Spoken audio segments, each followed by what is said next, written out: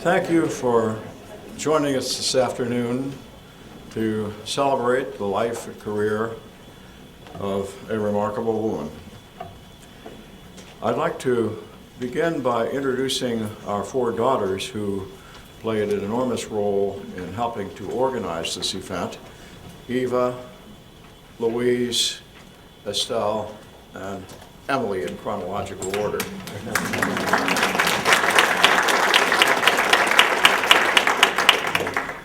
I'd like to bring to your attention the fact that there will be a reception after the ceremony in the Lee Lounge, which is the room on your right side as you exit the Alumni Lounge.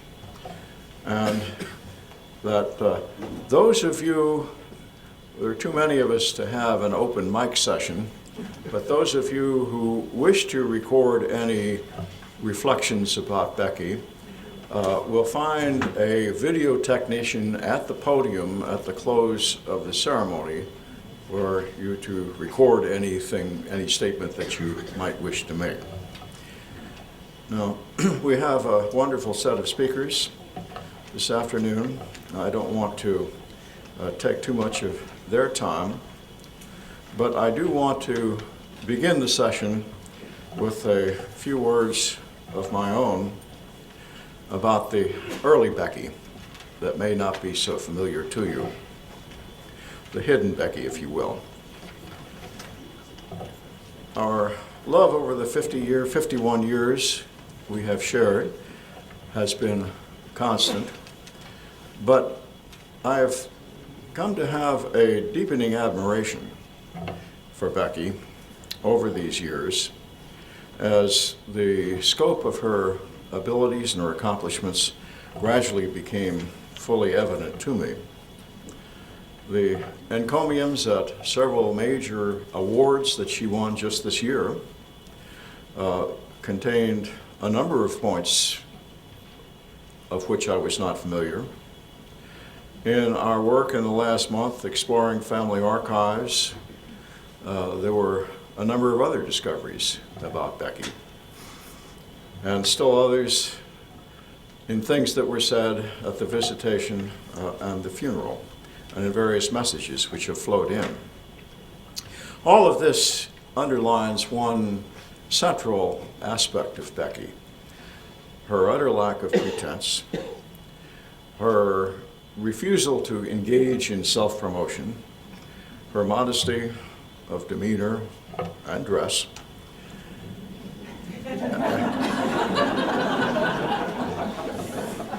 I want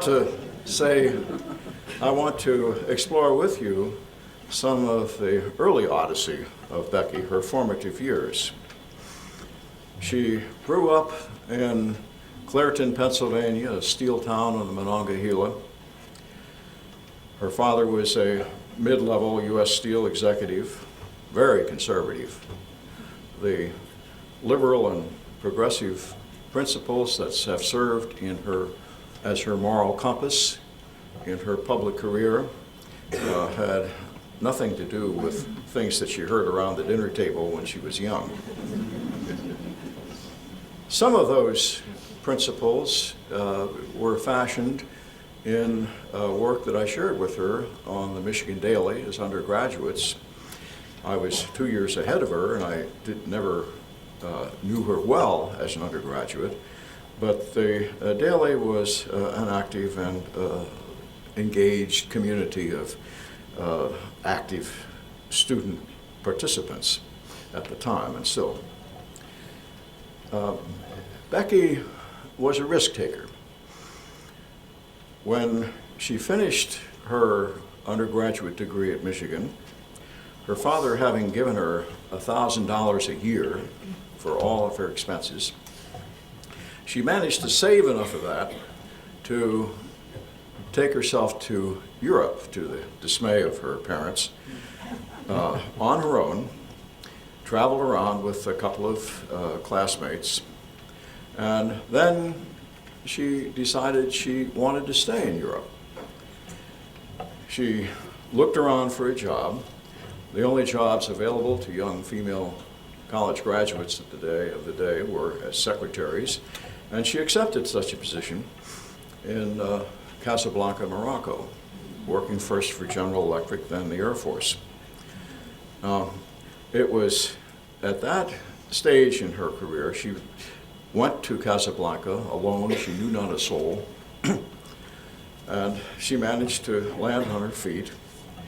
In December of 1956, I had occasion to attend a Moroccan National Student Congress and had Becky's coordinates. I looked her up, and something ignited at that point.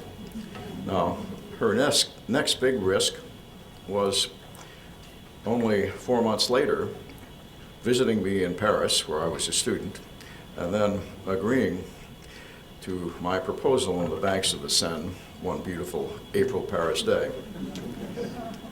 Now, not all the decisions that you make rather rapidly at the age of 23 turn out well in the long run, but nothing, at least from my point of view, ever proved a better decision. Now, when we came to Madison in 1963, another crucial formative experience was her active engagement with the League of Women Voters. Becky found its focus on current issues very appealing. She threw herself into its work and began to develop this massive fund of knowledge about a broad array of public issues that was to serve her well in the future. Also, through the League, she came into contact with a remarkably talented generation of then young women leaders. Mary Lou Muntz, who will be speaking in a moment, Virginia Hart, who passed away a year ago, Ruth Doyle, Frances Hurst, Mary Louise Simon, Midge Miller, and various others. A truly remarkable generation of women pioneers who broke through the ceiling that had previously all but excluded women from major political roles. Now, in the course of her career, on a number of points, she overcame major obstacles.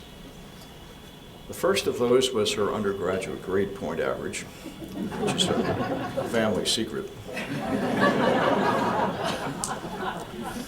And to put that behind her, when I was a graduate student at Harvard, she took a bunch of night courses while managing our then 2 young daughters and got excellent grades, on the basis of which she was able to get into the Harvard Graduate School of Education, got an MA in education, and then the excellent record, even though she never taught, that she received there then qualified her for admission to the University of Wisconsin Law School years later.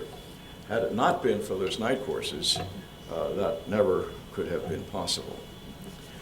Now, with 4 young children in 1970, when the youngest began kindergarten, she took another big risk.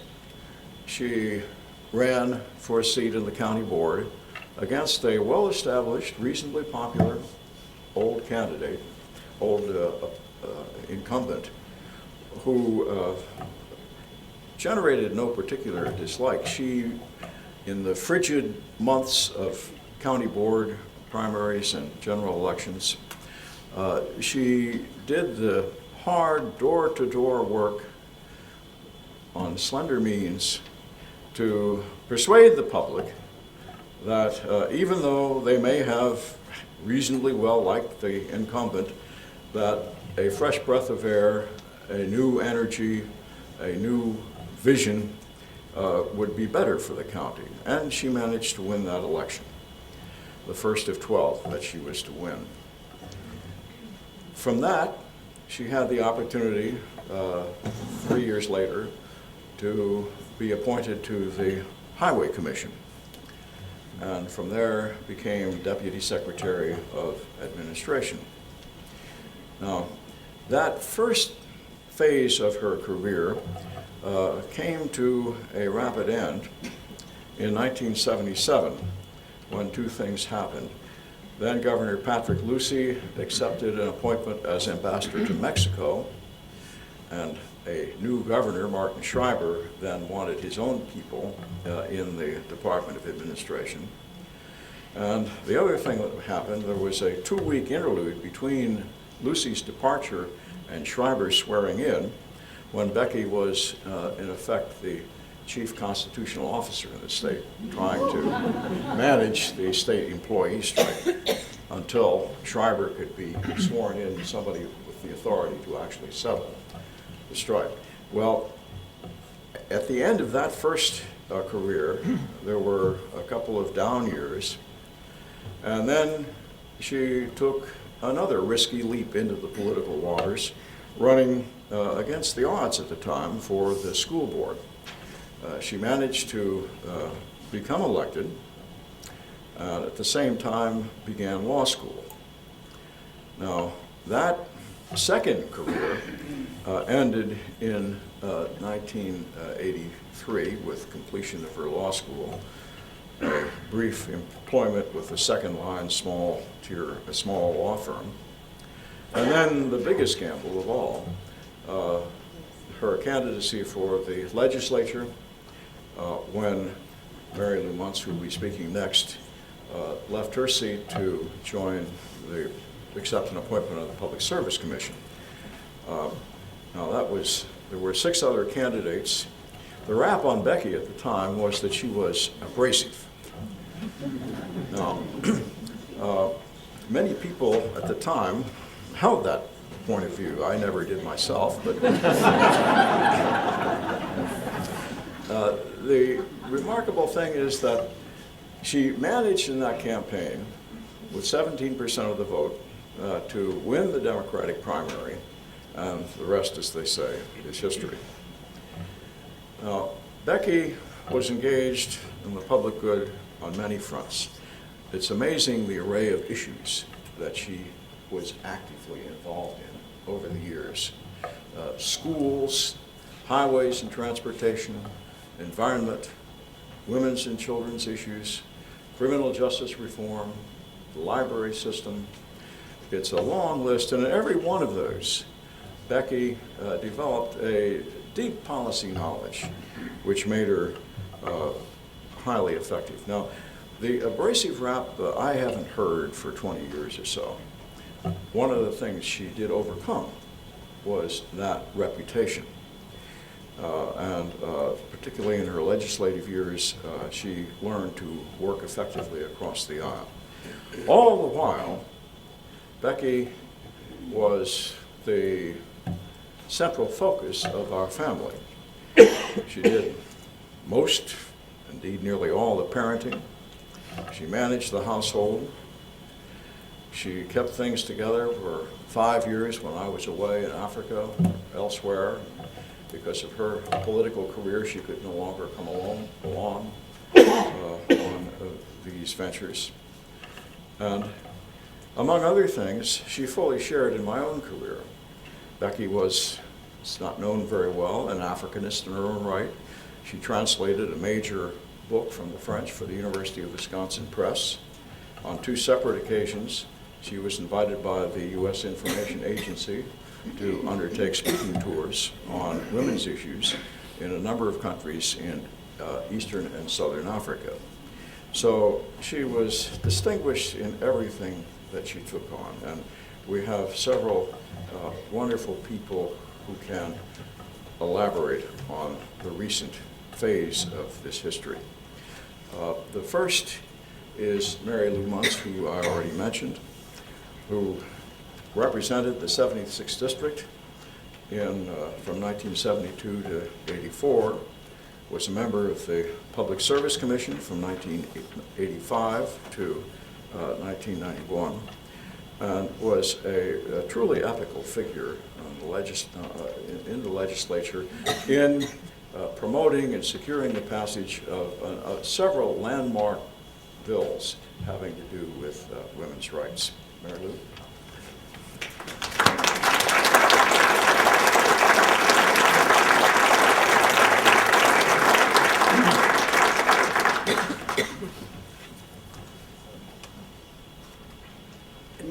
ways it's heart-rending to be here.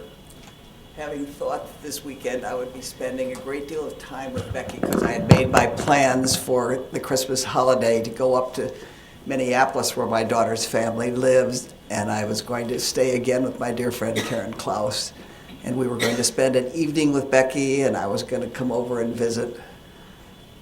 Instead, I have to say goodbye to our dear Becky. With so many of you who feel as I do about her, you can't ever say goodbye. She's always going to be with us. I received a note from Deborah Hobbins, and I loved what she said. And I found that when I wrote some things about Becky, I looked up at the title and it said, Our Dear Becky. I just wrote that just out of the feelings that I was having. In fact, I could hardly sleep at night thinking of these adventures we had together. But Deborah's phrase about her was, our dear, amazing, brilliant Becky. And I thought of those adjectives, and I thought, well, there are a lot more adjectives one could add.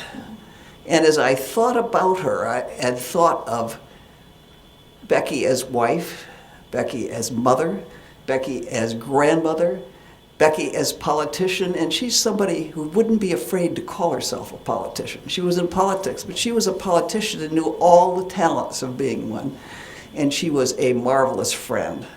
And so what I was thinking about in our dear Becky was how much she shared with all of us, and the word was loving.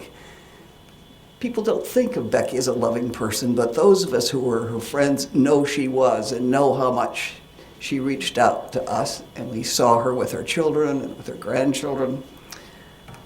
I listened to Crawford, and I thought, I could listen to Crawford talk about Becky all day. There's so many things I still don't know.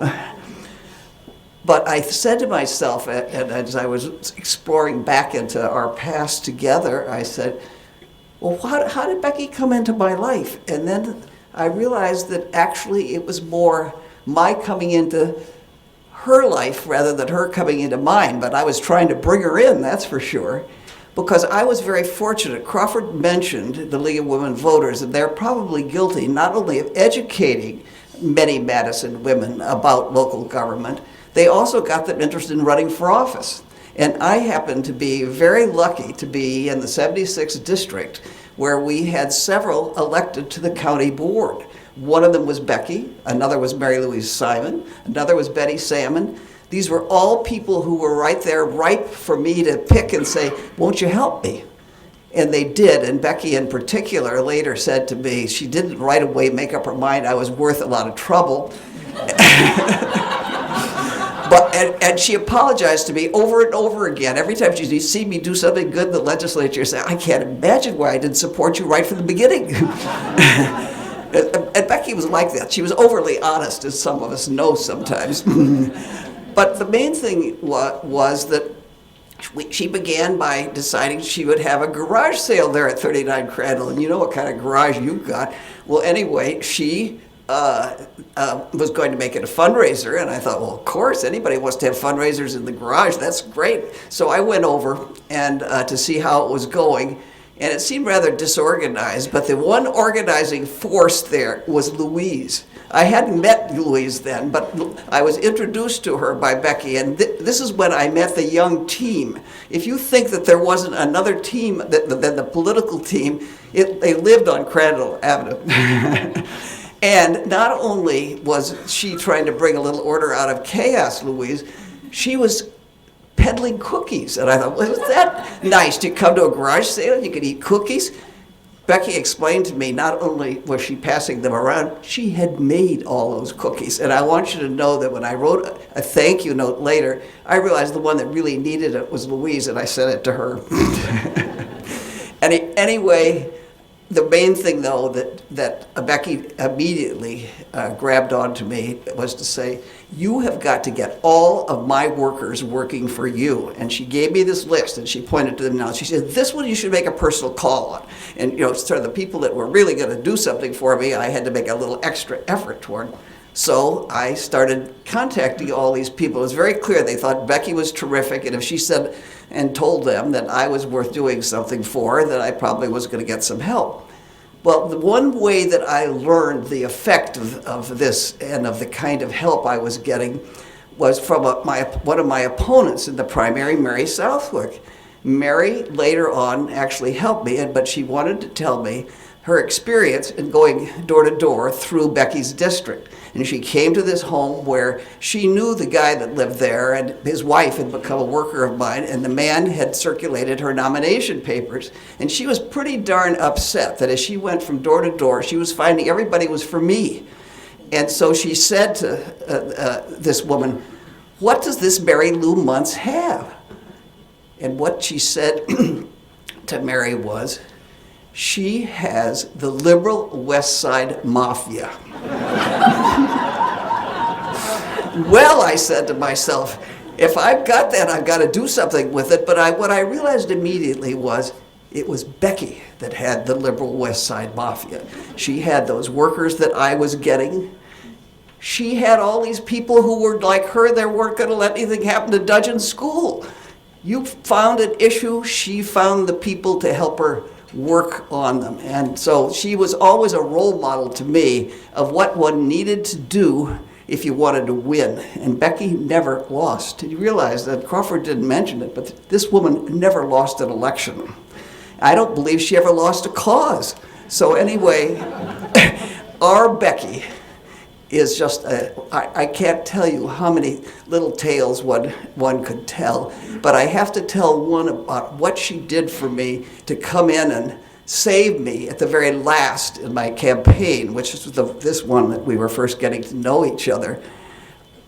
I had been to the doctors and was coming to a meeting at Paul Soglin's office. It was for one of the many causes that we found ourselves working on together, and that was to keep MATC downtown. One of our losers' friends, a number of you know that one. But anyway, I came to this meeting, and I had just been to the doctor and found out that I had breast cancer, and I was going to have an operation for a mastectomy. So I was feeling a little rattled and not too interested in worrying about MATC. I was worried about what was going to happen at the end of the campaign, that we had a leaflet that was not yet even started, much less ready to be distributed. And so I grabbed Sue Herbst, Mary Louise Simon, Becky. I said, I've got to talk to you guys before we begin this meeting. And I said, what are we going to do? Becky just immediately said, well, I know what we're going to do. We're all coming to my house tomorrow morning, and we're going to put the leaflet out. Oh? Well, Becky became publisher, copy editor, part-time journalist. By the time that I was at the hospital, had the surgery, Becky came to the hospital with beautiful copy of what we called the month's reporter. Now that's Becky Young. You wanted her on your side, and that's what you learned. And I think that I became close to Becky right from the get-go because she was also just so much fun. She was both a political pal and a personal friend, and both she offered so much and gave so much. And I was thinking about the jobs that Crawford spoke of. I think actually he was in Africa during part of this time when she was on the commission, the Highway Commission. She was an executive in the Department of Administration. And it's probably the only time, because it wasn't all going so well, that I held her hand a little bit.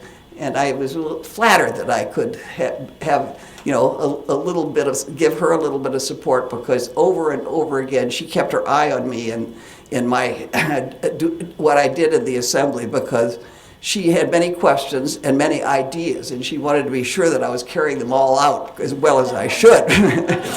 But I did get her advice, but the main thing I always got from Becky was wonderful discussions about strategy, policy, how to get things done. And that's why I think I had my eye on Becky as soon as I started thinking, I'm not going to be in the legislature forever. Who will succeed me?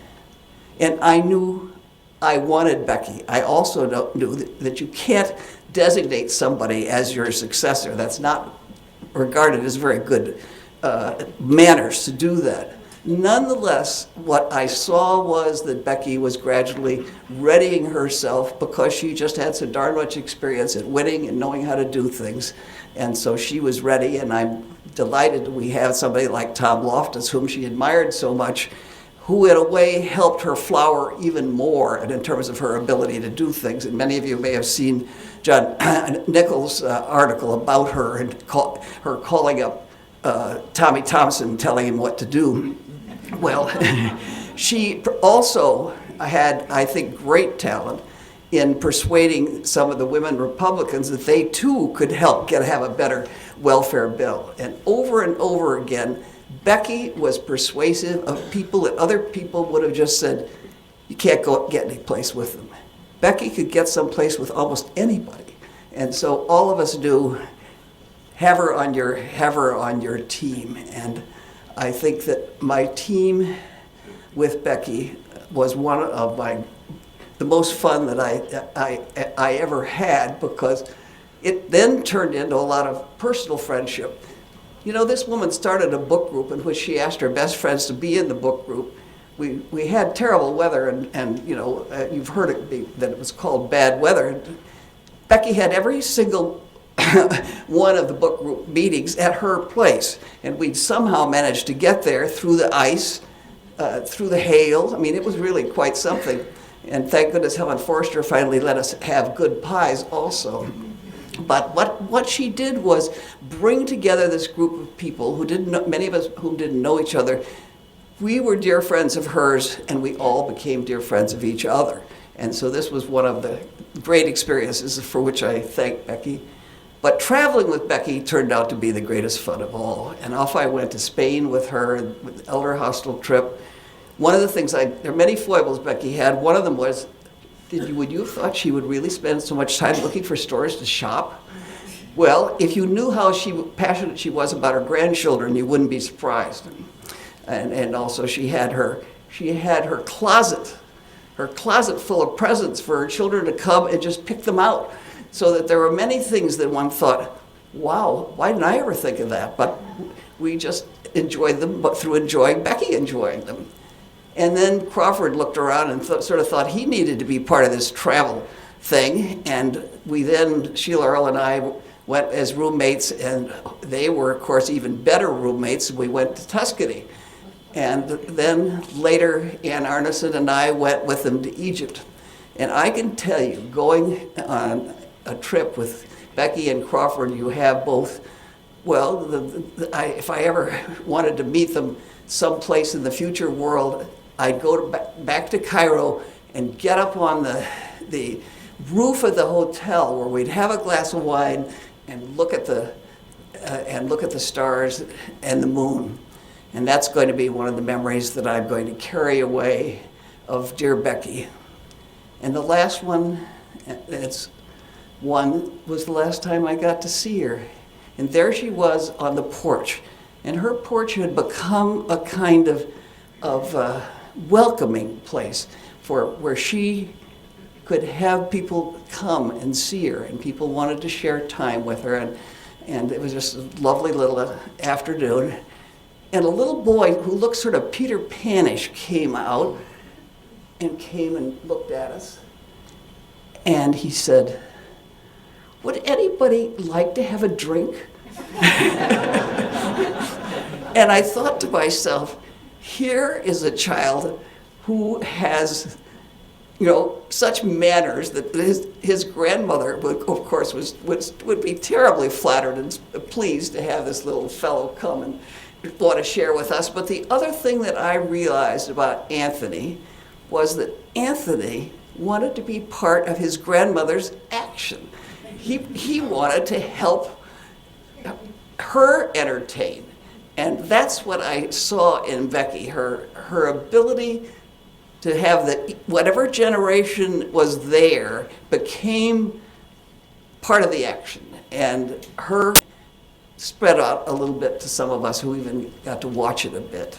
So I thank you, Louise, for having those grandchildren here, because they extended her life quite a bit just to keep up with Celia Rose and Anthony, And I'm sorry that Emily's kids weren't here more, but I know how much they meant to her as well. So thank you all who have given so much to Becky, so that Becky welcomed being able to hear more about the Becky who succeeded me in the legislature, because she didn't succeed me.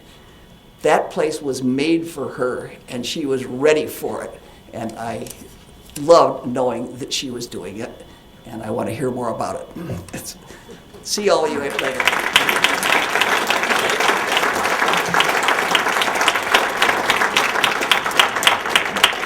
Thank you, Mary Lou.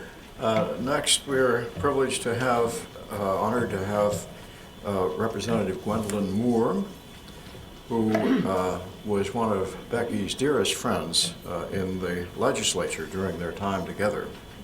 Gwen was elected to the Assembly in 1988, and then in 1992 she moved up to the State Senate.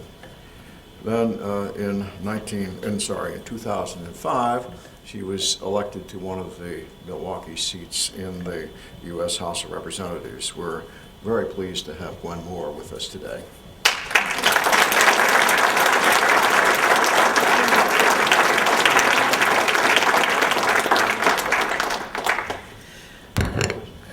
It is really so great to be here. And I can tell you that Becky was my role model, my mentor, and my very best friend in the legislature. And I can tell you that it was sort of inevitable that I become her best friend in the legislature, because I was probably one of her poorest friends in the legislature. I had no money, I had no credit card, sort of the credit freeze kind of got to me early on. And so it got to be one of those late nights in Madison, and I really didn't have a credit card to go over to the end of the park, so I picked up the phone and I called Crawford Young in the phone book, and Becky answered the phone, and I said, "Yes, is this Rebecca Young?" So tell me, Rebecca Young, what are you doing about homelessness in Madison?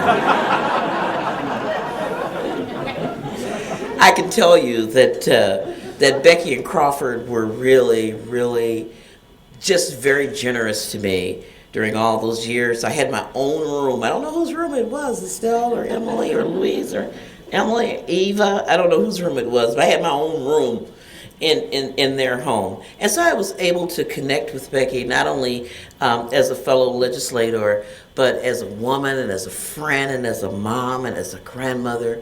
And I really, really will hold her in my heart. You know, she was one, I was asked to speak on her as a legislator. And so I'll try to stick to that. You know, here was a woman who could actually connect the dots.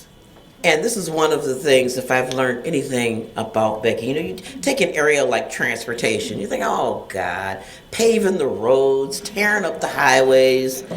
You know, how does this relate to my core constituency of poor people and low-income people that I care about? Becky was able to connect the dots, really serving the poor, students, disabled, low-wage workforce.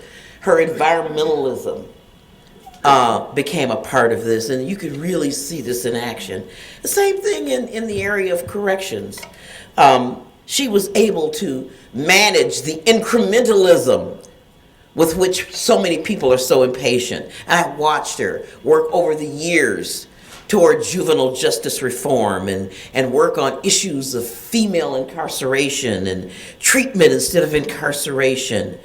Things that even beyond her service in the legislature had developed their own life, all starting from being at the very incredible end of public policy. Who cares about people who are incarcerated? To being something that had developed a bipartisan consensus in the legislature. And Becky Young can be attributed with creating that tone in the legislature.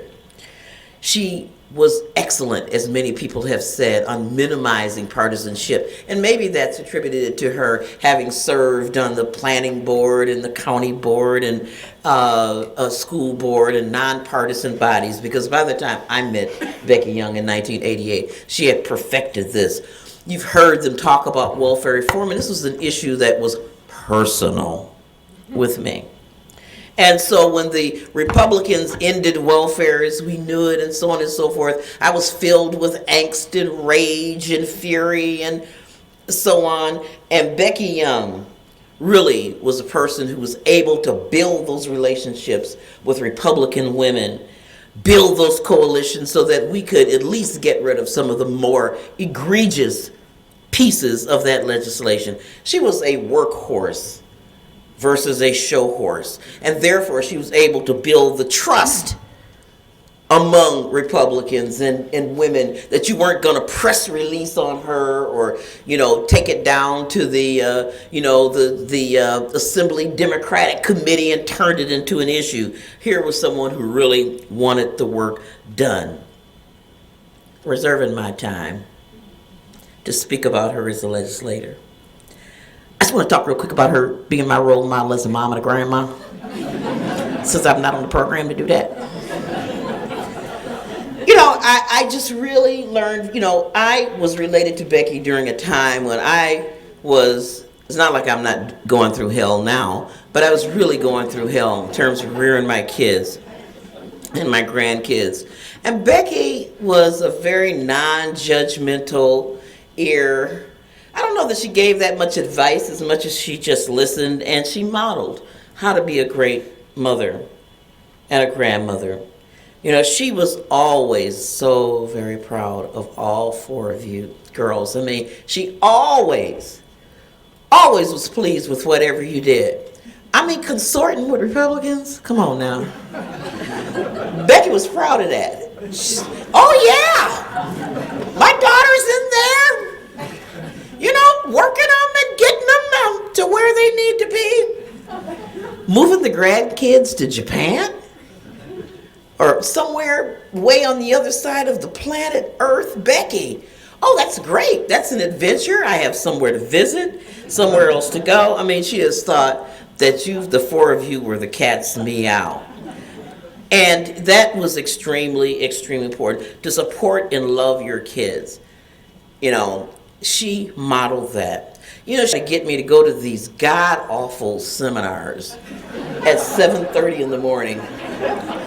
And I could just never make it, because it would mean that I'd have to either spend the night before, or get up at 5 o'clock in the morning. So finally, she convinced me to come to this one seminar. It was a life-changing event for me.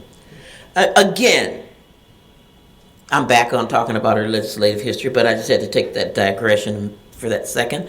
It was a seminar really showing the direct relationship between grandparenting and the reduction and elimination of juvenile delinquency. And so I take grandparenting very, very seriously. And I think often about this particular seminar that Becky encouraged me to go through to. And just make it so much fun. Oh, let's just take the bus and and have some coffee and a roll, and we'll be there in time to get a good seat. Becky, I can tell you, reserving my time to talk about her as a legislator, reserving my time. I want to talk to her about her as really an inspiration for me as a feminist. Feminists get a really bad rap. There are these man-bashing, dragon, fire-breathing people. I swear, she was a feminist. I don't have to waste a lot of time. You all know about all of her activities, for women and for children. But, she did all this after she was married. I mean, she had a bachelor's degree, but she got her master's degree and her JD, and was on the Dane County Board and the school board and then the legislature and planning commissioner. She did all this as a married person, and staying in their home, I could see why. Because Crawford was the most loving, supportive person, and they had a beautiful home. In the morning you'd hear opera playing, and Crawford would have put the coffee pot and you could read the New York Times. It was just, and they had a gorgeous home. African art in the bathroom, books on every subject. And it was, I got suspicious of what was wrong, that I would go to their home and just become comatose in the bed. I was sleeping so well. And here was someone that was able to maintain this gorgeous, wonderful, beautiful life. And, I could see why. It was because, honey, Crawford was a man who just ran everything around there. He ran the vacuum cleaner. He ran the washer and the dryer. And I tell you, Crawford could cook. Shirley is here with me today, and Kelly, and they were furious with me to hear about how Crawford had come back from Africa and had been jet lagged, and I just looked at him so irritated. Crawford, I'm hungry, and he dropped the suitcase on the floor and started cooking. What a man. So Becky, I tell you, she just had it like that. She had herself a really good man. Becky and I, we were friends, and there's so many things that I am doing now. I guess the greatest form of flattery is imitation. And I followed, as recently as just a week ago, into her path, doing the kinds of things she cared about: domestic violence and enhancing women's rights and children's rights. This is what I care about. It's criminal justice, same thing Becky cared about. There's one thing, we both earned the Now Feminist of the Year award, and this was something that Becky was very proud of, and I was too. She won in 1996, and I was in 1995, and I said then, why would they choose someone like Becky who they kind of just didn't look like the Maybelline girl or so on. Not that I was, but Becky. I remember one of the first times that I spent the night with Becky, session lasted overtime, and I hadn't planned to spend the night. Becky, oh, well, come on, you can wear some of my clothes. I said, okay. So I got up the next morning and went to Becky's closet, and Becky, wear your clothes, wear your, your dresses, and skirts, and, Becky said,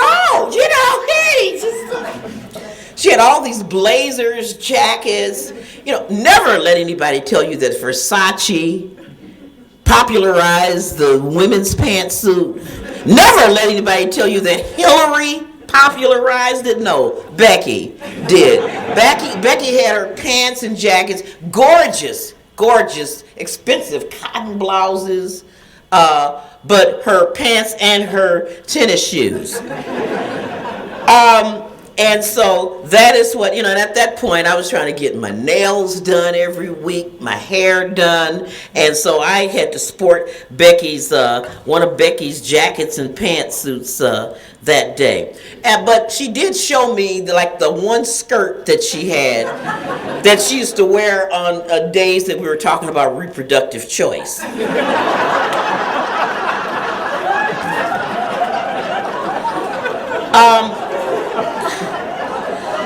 So I can tell you that, in summary, Becky is somebody who really could connect the dots. She really could manage the incrementalism of the legislative process. She was patient and could see things through. She was very, very secure. She minimized the partisanship, built real relationships with people. She was a great friend.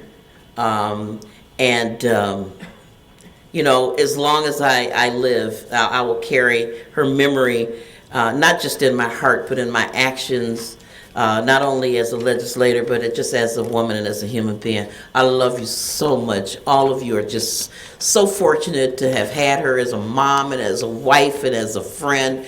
And, so I hope that you guys will just keep me around. Even though Becky is not physically with us, she'll always be with us. God bless all of you.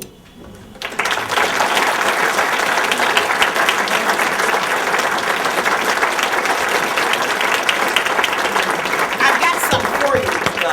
just like a little letter from me. I wasn't able to put, we haven't been in session in any sort of order since Becky's passing, but unless Tammy has already done it, I will definitely, commit some of my thoughts in a congressional record.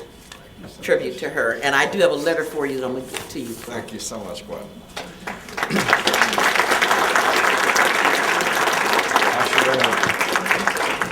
Tammy Baldwin was kind enough to read a resolution into the congressional record in tribute to Becky. Thank you so much, Gwen. Next, we have another dear legislative colleague, Tom Loftus, who served in the legislature from 1977 to 1991. He was Speaker for no less than 8 years. After the legislative majority changed, he became ambassador to Norway from 1993 to 1997, then worked as special advisor to the director of the World Health Organization.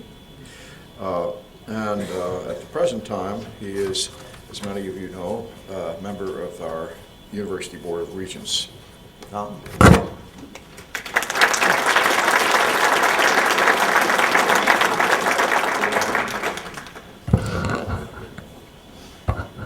Thank you very much, Crawford, and thank you for thinking of me right away. And I very much appreciate being here, and it's a great honor. First, though, when you are with the World Health Organization, it is mostly about issues in Africa. And every time I would be with one of the Africa specialists, and the question would come up, where are you from? And I would say, Wisconsin. Quite often, they would say, do you know Crawford Young? So a great tribute to you, Crawford. You beat out Brett Favre quite often.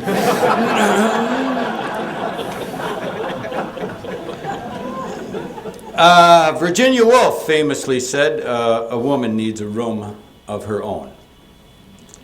And Becky had her room. And it was the State Assembly chamber of the Wisconsin legislature. The Capital Times, you remember the Capital Times. Well, they would occasionally have a story just before the start of a session headed, Solon's Return to Madison, whereupon Dave Travis would say, they mean saloons, don't they? Anyway, Solon, of course, was the ancient Greek Athenian statesman and lawmaker. He is remembered particularly for his efforts to legislate against political, economic, and moral decline. His reforms failed in the short term. This period would include the past 8 years in the United States. But Solon laid the foundation for Athenian democracy. And Becky, like this statesman, was a legislator. She was one of the few who made things work. That was her approach, indeed her persona. She sought out colleagues on both sides of the aisle to work with toward common ground. Many of these legislators that she sought out, this was the first time that they had been sought out.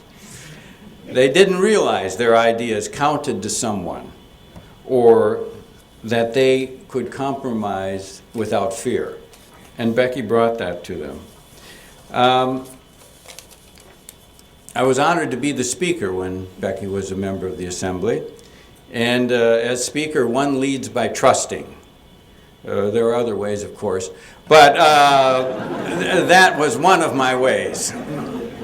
I learned to say, Becky, you get the policy and I'll get the votes. She was usually a few votes short, about 50 in most cases.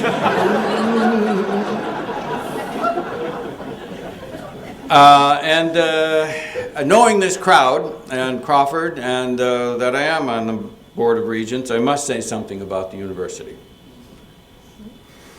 Of course, Becky was a supporter, a staunch supporter, with the exception of parking.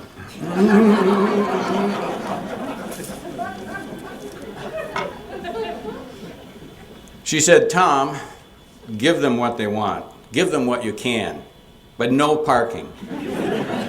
Make the faculty ride the bus. Bicycle, walk, take a pogo stick, but no parking." A policy that lives to this day on this campus. And I might add, a policy that had great bipartisan support at the time. I think of Becky and Mary Lou Muntz and Midge Miller and their wonderful lives and careers and contributions, all spouses of faculty members. And I think of why I am such a strong supporter of tenure. Tenure keeps faculty members from running for the legislature.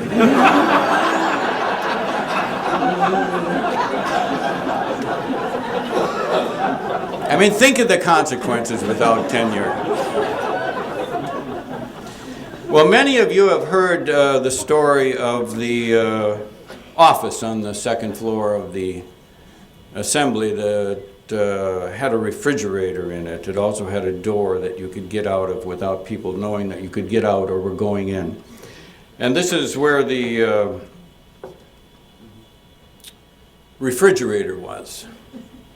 And you may have heard that Becky kept a box of wine in this refrigerator. An ignominious box of wine that sat moldering in this refrigerator. As an ambassador, well, an ambassador has little, actually no occasion to become familiar with a wine in a box.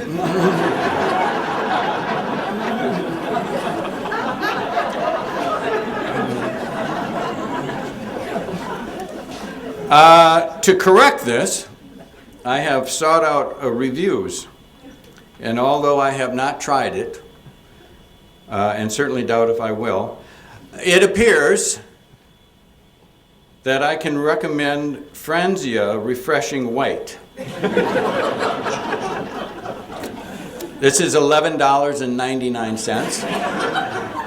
For this you get a 5-liter box.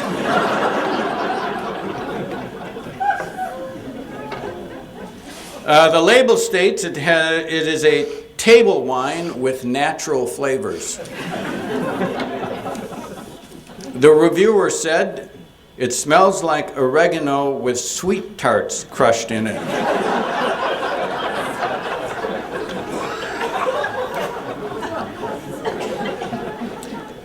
But always frugal, that box of wine lasted Becky the whole session usually. So I suspect we will have a chance to raise a glass of something later to Becky, to a woman well loved with a life well lived. Thank you very much, Crawford.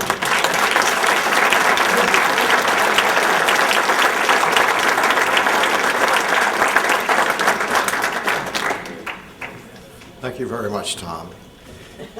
Next, we have Kathleen Falk, who is currently county executive, office she has held since 1997. Prior to that, she'd been assistant attorney general from 1983 till 1997. Kathleen.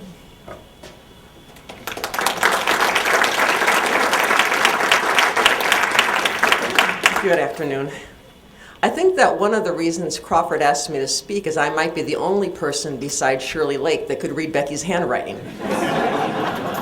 Actually, I think the reason I was asked to speak is I'm the only one on the planet with worse handwriting than Becky.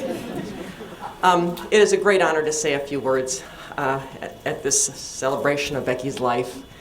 I know that the very first time I met her in the 1970s, her 4 daughters were the most important thing she talked to me about. And it has been a joy to follow their lives through her. I did once, many years after I knew Becky, ask her, "What is your husband like?" He must be really cool for you to do everything you do. And she said, "Well, that's because he's always gone."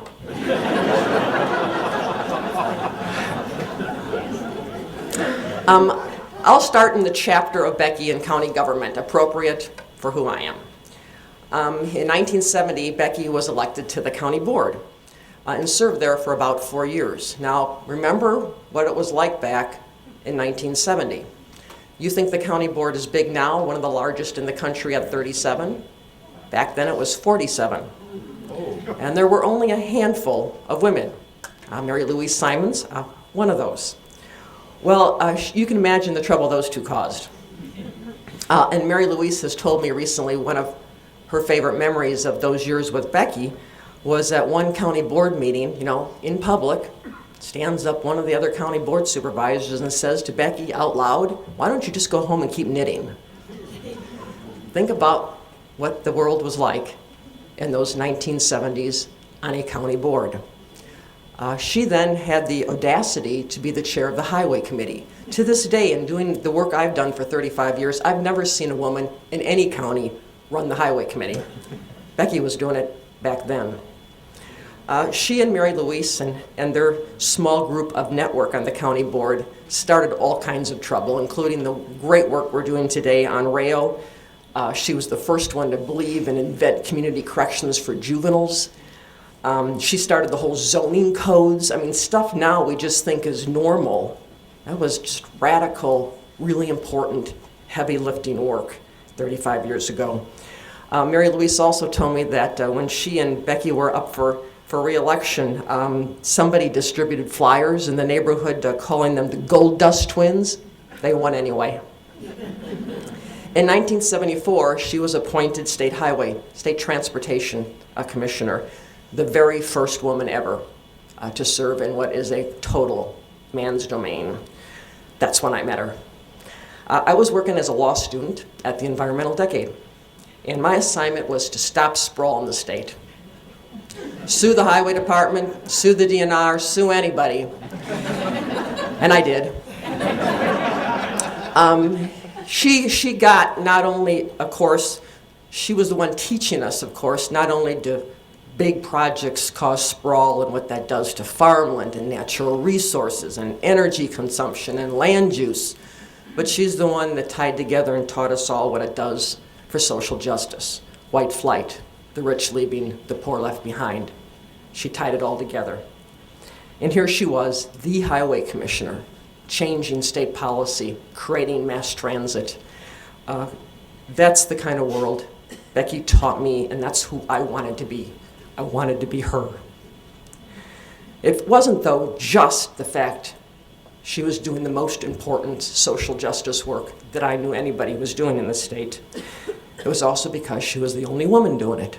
And here I was now getting out of law school and trotting into courts around the state, being the only woman in the room, much less asking a judge to say something no judge in the country has ever said before.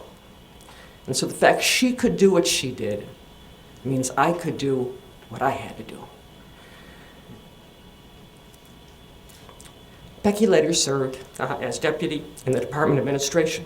She served on the Madison School District Board, and after 6 years of that, she earned her law degree. We then wondered, what is she going to do with that?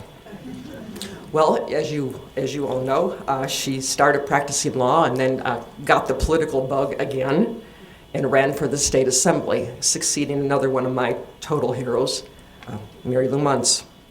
She then opened the door for the rest of us. I could get to be county executive because of Becky. Therese Brousseau could be a great assembly leader because of Becky. Tammy Baldwin could win because of Becky. She just opened and shattered ceilings for the rest of us to win. Now, my good spouse, Peter Bach, who's in the back with his leg up in the air because of his ankle surgery, served with Becky, like Tom and Gwen and Joe and Mary Lou, for 12 years. And all those years, he would always tell me that Becky was the quintessential legislator, the smartest one, the most prepared. He also said that nobody wanted to be on her committees. So I said, well, why? Because you'd have to work. He loved being on her committees. And they got things done. I know from being then an environmental lobbyist, the countless times we would trot into her office and Shirley and John Peacock would welcome us. And I would see when she would walk out on the floor of Joint Finance Committee. She was the smartest one in the room. She was the most prepared in the room. And she was the most effective in the room. She was also the most modest in the room. I thought it would be important to begin and end with a Eleanor Roosevelt quote. My favorite one, which is, "A woman is like a tea bag. You never know how strong she is until she gets in hot water." But perhaps more for her grandchildren. And as I asked one of them before this service, what will she best describe her grandmother, she said to me, "My grandmother was very complicated."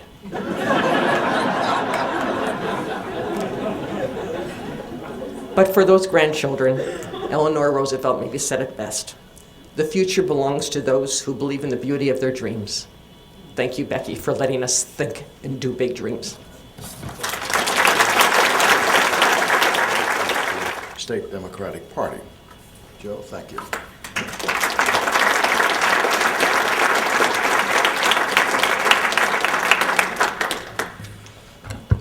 And recovering from knee surgery too, Crawford. You know, when you're one of the last speakers at an event like this, a lot of the things you were going to say have probably been said before, but I've always believed that every day you learn something new. And I have again today from Mary Lou, when you talked about the Women's West Side Mafia. I now know that Becky Young was the Tony Soprano of the West Side. Gwen, I didn't know Becky owned a dress. I bet they worked with those tennis shoes of hers too. Tom, it really wasn't about Becky that I learned so much from you, but I finally learned what a Solon was. And I'm not sure, Kathleen, did you sue Becky when she was a highway commissioner, or did you not? You left that kind of gray. When I left the legislature in 1998, I was asked by a reporter from, I believe it was, yes, the Cap Times, we remember that paper, who was the best legislator I ever served with? And my dear friend Dave Travis was standing next to me, and Travis is pumping up and thinking, "Oh God, this is going to be good." And I thought for a second. I served with Mary Lou and Tom and Gwen and Joe Lehan and Tim Cullen and Dave Helbach and all these really good people, Midge Miller. And I thought, and I said, "Nah, Trav, not you. It was Becky Young." And you hear this from so many different people, and we never quite knew why. But I think you hear why when you listen to what people are saying today. There's a lot of continuity in what you hear today from people. Some of the really cool stuff, like nobody was better prepared. Thing I'd forgotten, that nobody wanted to serve on our committees. That was true. But I really think when it comes down to me, it's what Becky taught me. Very selfishly, what she taught me. She always did whatever she did for other people. She never did it for herself. Most politicians in this world, they think that what you're supposed to do is bring pork back to your district. They don't like taking tough votes. They often vote against their own personal beliefs. You think Becky Young ever did that? Not a chance. Because I always knew that Becky would be out there championing the causes of those that are always the ones that are forgotten. Homeless people, people with developmental disabilities. It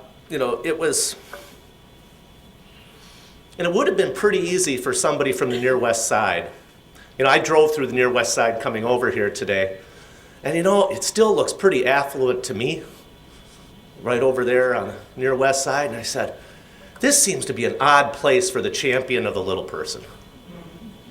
But it was the place where the champion of the little person lived.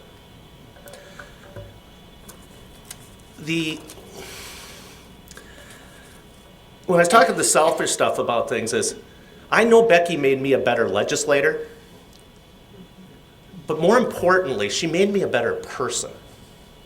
And she made lots of people a better person. Her actions convinced me, and I used to hang around with some pretty interesting characters in the legislature, but she reminded me that being a member of the legislature was a higher calling. In fact, only 5,000 people in the 160-year history of this state have ever had the honor of serving there. But too few could be called statesmen. And I think it was Becky that taught me that the wrong political vote usually meant you were on the right side of public policy. And as Tom said, sometimes there were only 2 or 3 or 4 votes in those things. I know that. But it's something Gwen and I fought, because Gwen and I were 2 of the 4 votes against W2 in the Wisconsin State Senate. Do you remember who was feeding us all those amendments that day, Gwen? It was Becky, and I'm sure John Peacock was there, having to do all the legwork. But she's feeding me these bills. She knew we're losing these votes 30-3. And remember, Gwen, they cut you off from speaking. They took away her right to speak, and I wound up getting, I read Huey Long's Every Man a King speech as a filibuster on a bill that we got 4 votes. But I think it was Becky who taught me to do that stuff.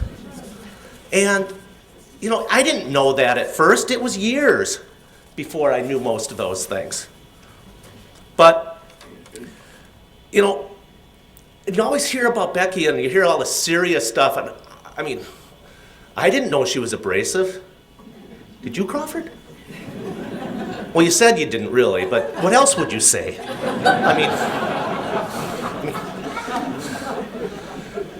But she had an impish side. And sometimes, and she liked to pick on me and Travis at times, and because I think she knew we knew that if she scolded us that we'd be good boys then after that. But any time I would see it coming, and it was from Becky, Joey, do the right thing this time. And after that, yeah, you usually did the right thing. And Tom mentioned the box of wine. It was a really bad box of white wine, and there is no way, Tom, it cost $12. But it was Becky's wine. Nobody else wanted to drink that crap. And it lasted 2 years. And I don't even think she liked it very much. But one thing about Becky, she knew that box in that refrigerator that Tom talked about was also the room where the deals went down. So I don't think Becky really wanted that box of wine in there, but she knew, because she didn't like drinking beer with the rest of us, but she knew that she had to keep up with the boys in that case. She also knew that every deal that went down that she cared so passionately about probably didn't really happen on the floor of the state assembly, it happened back there. She always knew where she needed to be. Now, outside of Gwendolyn, I probably gave Becky more rides home at 5 a.m. after we're doing one of these all-night sessions than anyone. And her beloved mass transit in Madison here doesn't run at 5 o'clock on Saturday morning, and here's Becky on the bus. I always wanted to know, and I never asked her, what she thought about getting a ride home from then a young man in a 1977 blue Cadillac that got 10 miles to the gallon. But Becky was practical. That's one of the terms, right? It was a free ride.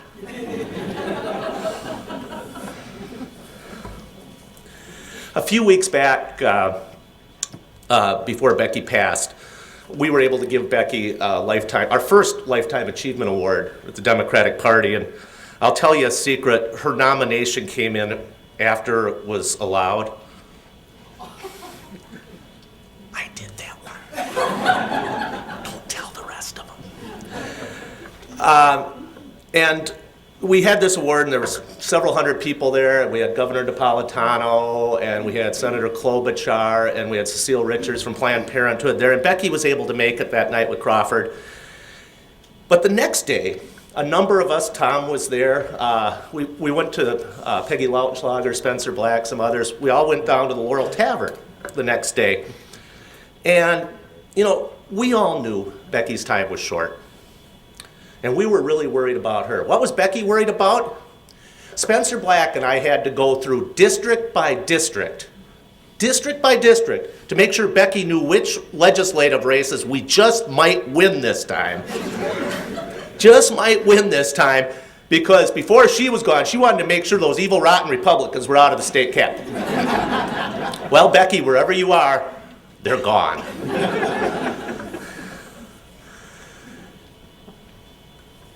Just in quick closing, I touched on this a moment before, and I don't like to dwell on sadness and the like, but I like to always remember what people have taught me and others. And there is no question in my mind that if I ever became a decent public servant rather than a politician, it's because of one individual, Becky Young.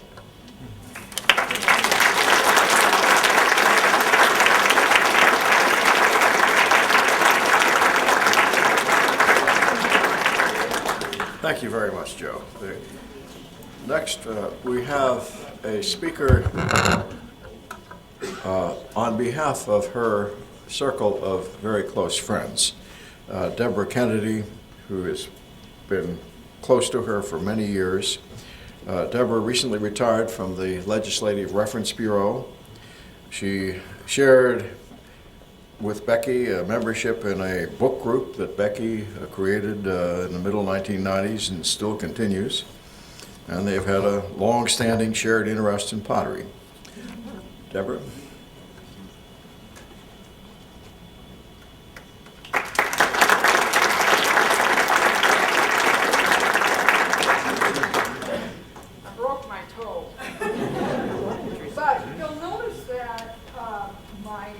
My boot here is black. This is a fashion statement, a tribute to Becky.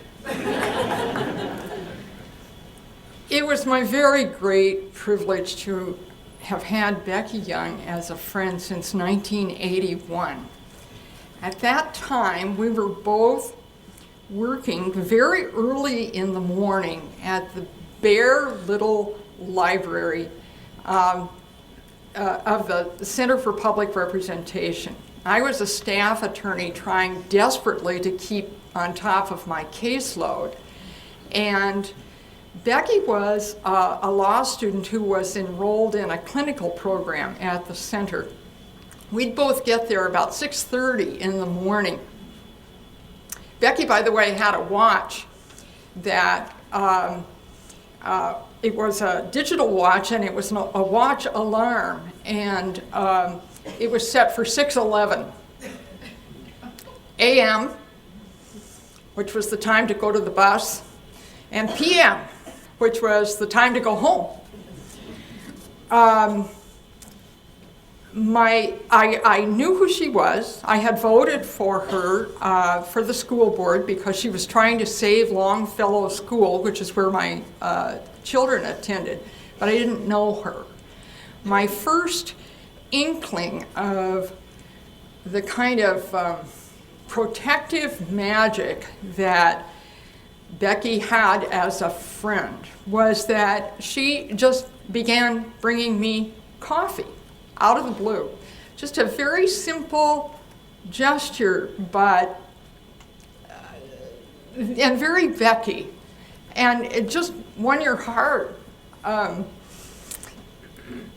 She and I developed a friendship that just grew and grew, and it grew despite the fact that I left the center and began working for a nonpartisan legislative staff agency, and Becky was elected to the legislature and became one of my employers. We couldn't talk about the work that I did because it was confidential, but it didn't make any difference in the friendship. Being a friend of Becky Young, and I was by no means her only friend, she had many, meant a number of things. Foremost, she was there for people that she cared about.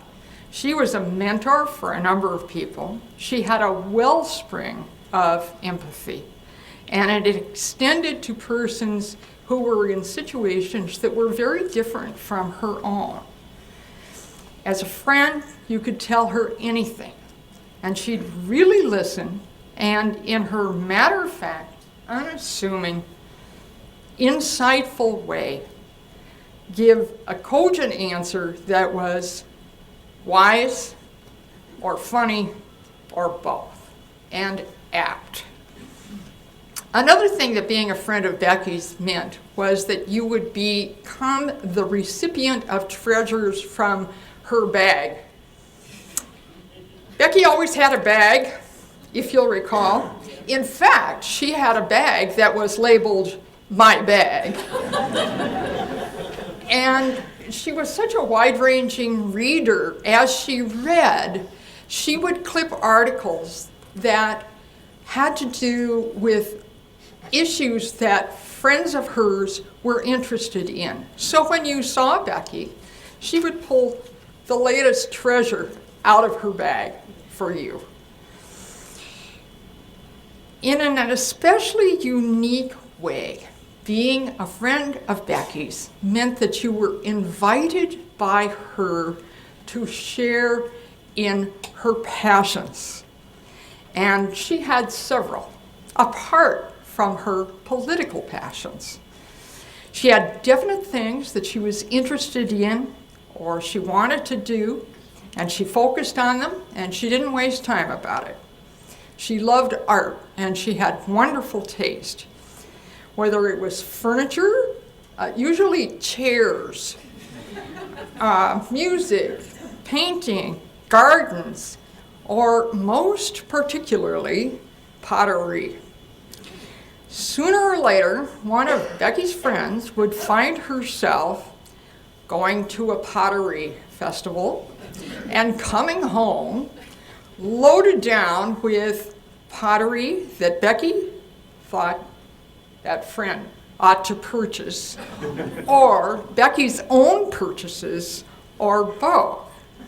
Now, the amount of pottery that Becky collected seemed to grow exponentially, and the Young household is an erudite one. I always had these visions that late at night, after all the humans had gone to sleep, there were these little skirmishes and battles between the pots and the books. And as time went on, it became clear that on the first floor, at least, the pots won out. But I'm happy to tell you that on the second floor, the books were fortressed up and would not be moved.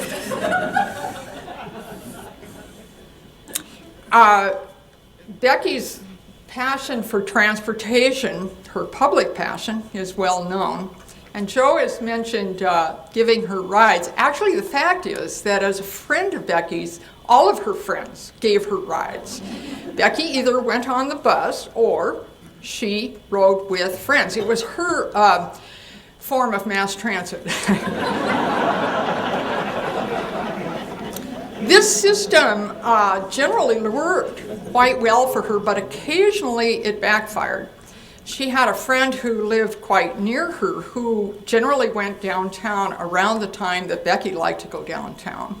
And so they developed this long-standing practice of having the friend come pick her up. They had arranged for this one day. Becky was waiting, and Becky, people wondered how she got so much done. Well, Becky read on the bus, but Becky also read waiting for the bus. So I suspect she was reading, waiting for the car. Car drove up. Becky opened the door, got in, sat down, put her bag down, reached up, clicked the seat belt, looked up at the driver and said, "You're not Evelyn." And the man at the wheel said, "I was just turning around in the driveway."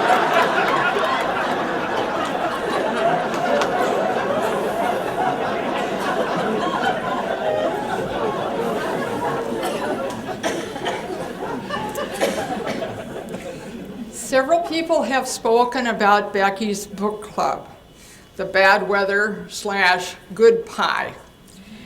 One of the things that happened with respect to the book club was that it started off as a group of women whom Becky knew and thought it would be wonderful to share good reading with. But the fact is that those women didn't know each other. And being workmanlike women, they arrived at Becky's house after several cancellations of the book club, analyzed the book, got up, and left. One of the members, Helen Forster, was appalled at this and decided that it would be necessary to do something to get these people to talk to each other, and so she brought pie. If you have ever tasted a slice of Helen Forster's pie, you know it's contagious. You can't think of business while you're eating a luscious slice of that pie. And so what has happened with that book club over the years, it's 15 years now, is that though that group of women starting out as strangers has shared a number of serious life experiences, children's weddings, deaths of parents, deaths of spouses, severe illnesses, and under Becky's just nurturing nature, her supportiveness, those women have become close friends with each other. The last, as Becky herself became ill, she wasn't just stoic, she was immensely stoic, but she really wasn't interested in having her illness be the center of any conversation. The last book group meeting was November 6th. Becky was there. She was in a wheelchair and she had oxygen, but she was there and she had read the book. Becky's public life was remarkable, but her private kind of friendship, strong, deep, inspiring, and generously compassionate, was noble.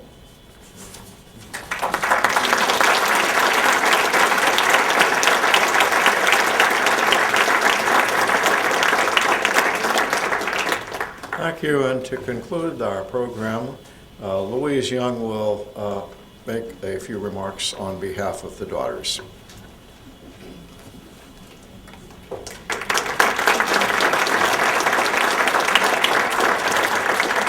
Well, thank you so much for coming today, and thank you for these wonderful, moving tributes to my mother. I think they're a real a gift of memory for all of us in the family and for all the daughters. And I know that we're going to treasure them and think over them again and again as we learn to accept her loss from our lives.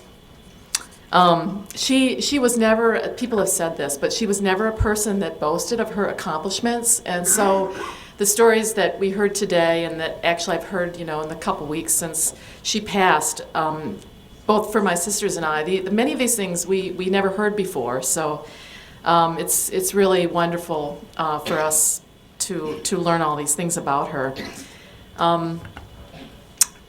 This program has gone on for a long time, and my mother wouldn't have stood for it to go on for more than an hour, I think. But I'll just indulge myself. She's not here today, and say a few concluding remarks on behalf of my sisters and myself. My mother led a very distinguished public life, but she was also a devoted mother.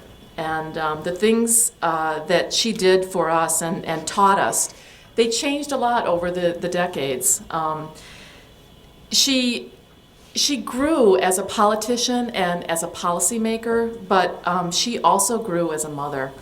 And I remember the things that sort of stick in my memory from the time that we were very little was, in particular, her open door policy towards our friends.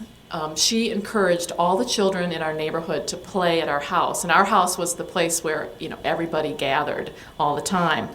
And it's something that I have an appreciation for now, being a mother, that it created this just constant pandemonium in the house, and the place was a mess all the time. But it was, and she put up with that and encouraged it, and it was. Well, not the mess, but everybody coming there, and she never imposed a lot of rules about you can do this, you can't do this inside the house, or you got to play and make your noise outside, and it was to me it expressed her characteristic generosity and this lack of judgment that she had. That she carried through her life about, there was no such thing as suitable people and unsuitable people. And this was her view of the world, and it was her approach to us and our friends. Another thing I remember about our childhood, and this is maybe a few years down the road, was the way she encouraged our independence. She got tired pretty early on in her career as a mother with putting a dinner together for 6 every night. And as several of you have pointed out, she was a very good delegator. And so her solution to this was to set up a rotation. And when I was about 11, and I think my youngest sister was maybe 5 or 6, we were all assigned a night to cook. And so this meant that there was some repetition in the dinner menu. For example, one of us, and I'm not going to name names here, but served up on a weekly basis a menu of either hard-boiled eggs or something called pigs in a blanket, which I don't know, if you know what that is, it's a hot dog wrapped in a little Pillsbury dough. Anyway, so we had this on a weekly basis.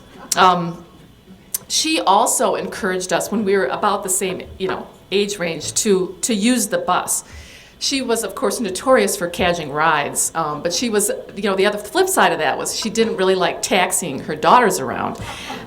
So as soon as the bus system was developed, she bought us all these bus passes and showed us how to take the route, and there we were getting on the bus. And it was kind of nerve-wracking doing that. But much later, I appreciated that what she did for us was, besides teaching us the bus route, was instilling in us this faith that we could go out in the world. I mean, it's very metaphorical, just getting on the bus and going out. We could do things on our own. And as I hear about the ways that she mentored a whole generation of women, in political women, I think it was one of her gifts that she had this capacity to give people the tools that they needed to, be independent and accomplish things, and to instill us with this confidence too that we could always do what it was that we'd set out to do. My mother was, throughout her life, a committed family person. But I think that especially in the last decades of her life, she turned to her family with a really renewed and kind of energy and commitment and engagement. She was intensely involved with her 4 daughters' lives and with her 4 grandchildren. She had, for example, this ritual on Sundays where she would make a series of phone calls to all of us. This happened every Sunday, and she spent like half the day on the telephone because these were not short phone calls. So she would, catch up. She'd listen at length to what was, happening with us. And then she would dispense this characteristic kind of practical advice. I mean, mostly she just listened.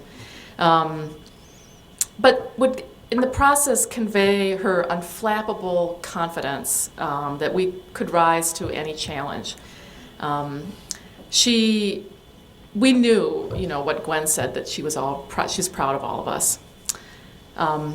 She was also ready at the drop of a hat to hop on a plane for a visit. And one of her great joys was travel. And she took many trips with my father, but she traveled with all of us too. She went with my younger sisters to Peru. She went with my older sister to London several times. And she came with me to Japan. And we did spend this wonderful 4 months in Kyoto. And she did this in spite of being at the time on these crutches, or as my daughter called them, her crunches. And she, this was just not going to stop her. And we went all over Kyoto by all different manners of public and, transport, because she had to see every last garden in that city. So we did that. We saw those gardens. And again, this was so characteristic of her. She lived a full life, and she pushed all of us to do the same. And she's going to be profoundly missed. This concludes our formal part of the program, and I hope that you'll all join us. We have a reception following this in the Lee Lounge.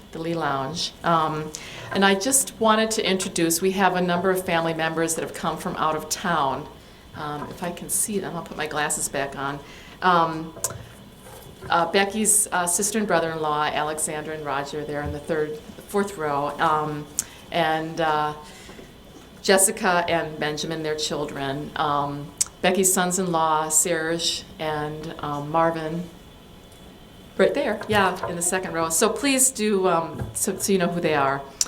I have to do this now. I have to press play and start. There's a slideshow that's going to conclude. Thank you. Rescue. So, okay. Yeah.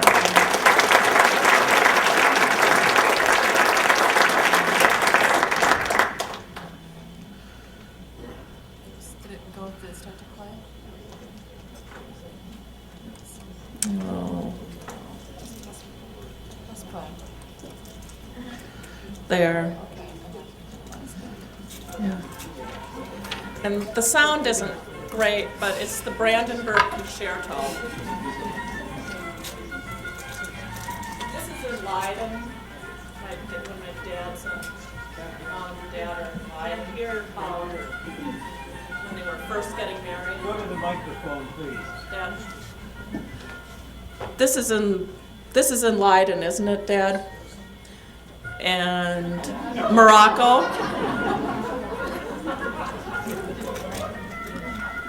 And Paris. This is the place they had in Leiden in Holland. First apartment, first year of marriage, the first Christmas.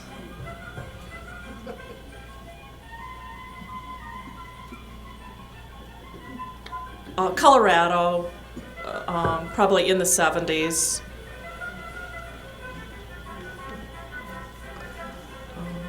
Not sure when that was. 1969.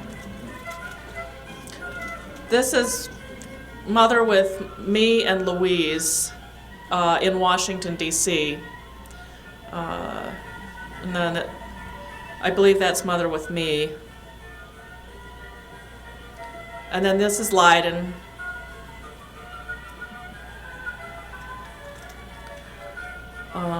This is in Colorado.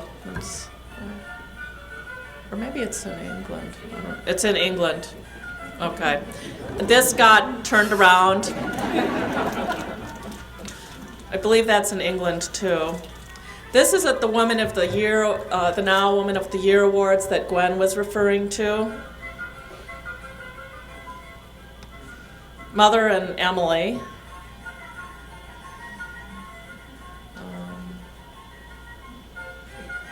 What was this? This is England. And then this is Kyoto with Louise. Louise was talking about how they spent 4 months in Kyoto. This is in England.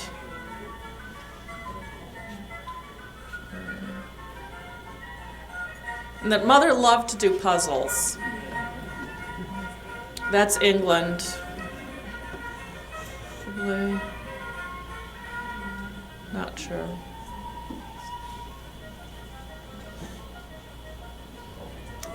Baltimore. And that's Anthony, her grandson. There's, okay, Israel and Daniel, a grandmother with the grandmother. There they, the matching cowboy hats. This is the cabin in Colorado. And then grandmother with Celia, Israel, and Daniel. And then mother with her book group friends. Mother with her book group friends.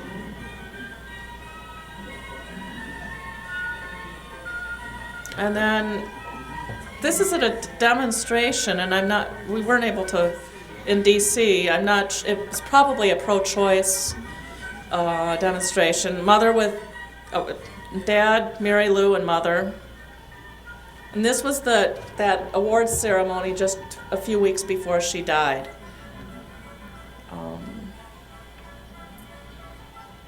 Not sure when this was. And this is in the legislature.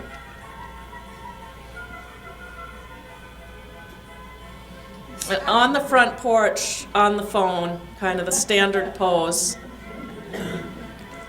And Merton Walter, she and he arranged for a new bridge to be built on Highway 14 by Mazomanie.